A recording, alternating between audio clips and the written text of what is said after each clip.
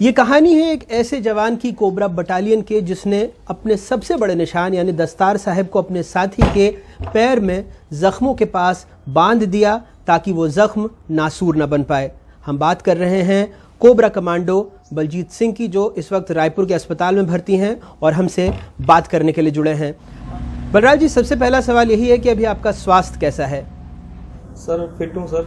अभी आए थे सर, डॉक्टर साहब आए थे, वो बोले कि 1-2 दिन में छुट्टी मिल जाएगी आपको।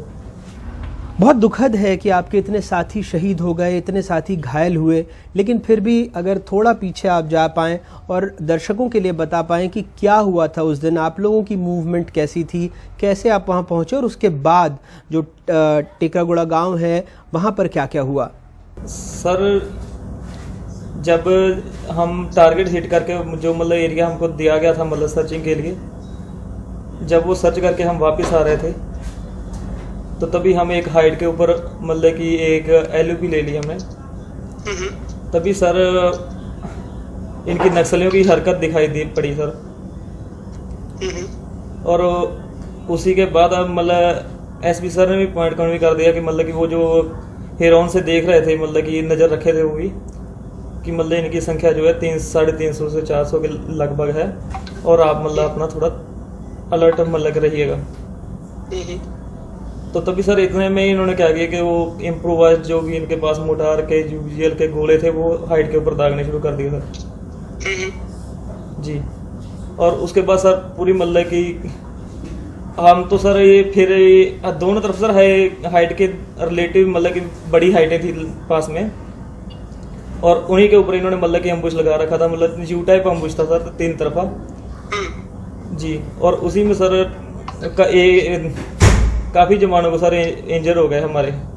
यानी सबसे पहले उन लोगों ने आप लोगों को अंदर आने दिया, फिर यू शेप का एम्बुश लगाकर आप लोगों पर 3 तरफ से हमला किया। जी सर। अब उस सवाल पर आते हैं जिसके लिए आपकी सब तारीफ कर रहे हैं कि कैसे आपने अपनी पगड़ी निकालकर अपने साथी अधिकारी के पैर में उनके जख्मों पर बांध दी ताकि उनके जान को बचाया जा सके। अगर आप इसके बारे में कुछ बताना चाहें।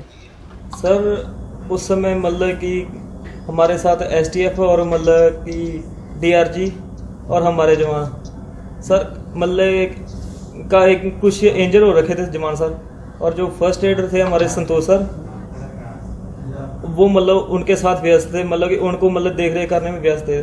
और तभी एक मतलब ग्रेनेड SI साहब के पास आके फटा और उनके जो शरा है पैर में लग गया, और वो ब्लीडिंग इतनी ज़्यादा हो रही थी उनके पाँव से, और वो दर्द से चला रहे थे कि मतलब कि कोई मतलब कि इसके ऊपर पट्टी बांधो, मतलब कि ब्लीडिंग रोको।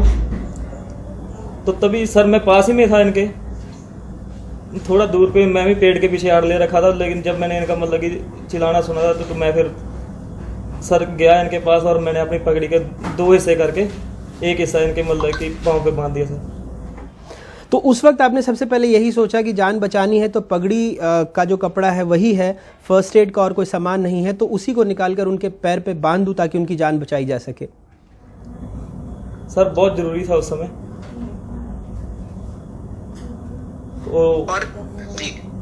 उनकी सेहत के लिए और मतलब कि क्योंकि वो जंग बहुत लंबी थी, मतलब 5-6 घंटे की थी, और उनमें उनको सर्वाइव करना था, तो वो बहुत ज़रूरी था उनके लिए भी और हमारे लिए भी।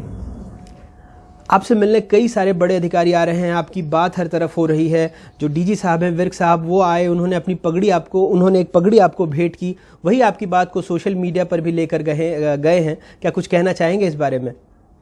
जी सर, मैं तो बोल रहा हूँ कि मैं जल्दी ठीक हो जाऊँ और वही टर्बन बांध के मतलब कि एक बार अपना सम्मान मतलब कि सभी को दिखाऊं।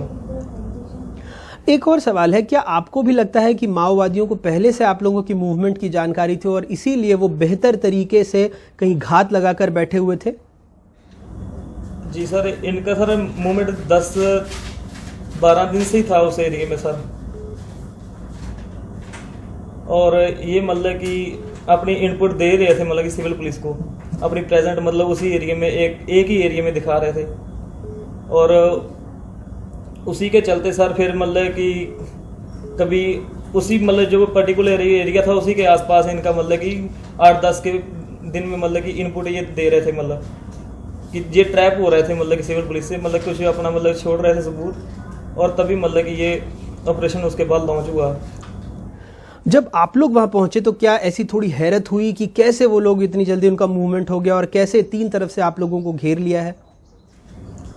जी सर, मतलब जो इनकी सबसे बड़ी ढाल है वो सिविलियन सपोर्ट है सर इनकी, और उसी के चलते मतलब कि थोड़ा फोर्सेस जो है कमज़ोर पड़ जाती हैं इनके आगे। क्या जो आपके सब इंस्पेक्टर अभिषेक जी हैं उनसे आपकी बात हो पाई? उनकी तबीयत कैसी है? उन्होंने आपसे कुछ कहा? जी सर, वो सर इधर साथ में ही है मेरे सर, ठीक है अभी वो भी। जी, तो कुछ ऐसी बात जो वो उन्होंने आपसे कही और आप हमसे साझा करना चाह रहे हो? सर वो फ़ोन पे बात हुई, बोले ठीक ठाक हूँ मैं भी और आप भी ठीक ठाक, हाल चाल ही पूछ रहे थे सर मैं।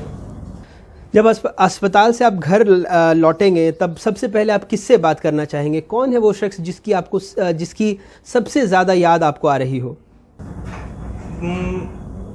माता जी की आ रही है याद तो सबसे ज़्यादा, क्योंकि वो कुछ दिन पहले वो एडमिट थे हॉस्पिटल में।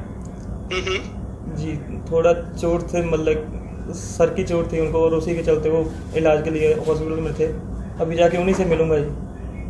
चलिए, बहुत बहुत शुक्रिया हमसे बात करने के लिए। हमको पता है कि अभी आप अस्पताल में भर्ती हैं, थोड़ी तकलीफ़ में हैं। हमारी यही दुआ है, हमारे दर्शकों की यही दुआ है कि आप सारे जितने भी आपके साथी हैं सब जल्दी से जल्दी स्वस्थ हो जाएं और फिर से देश की सेवा में जुट पाएं। एनडीटीवी से बात करने के लिए बहुत बहुत शुक्रिया।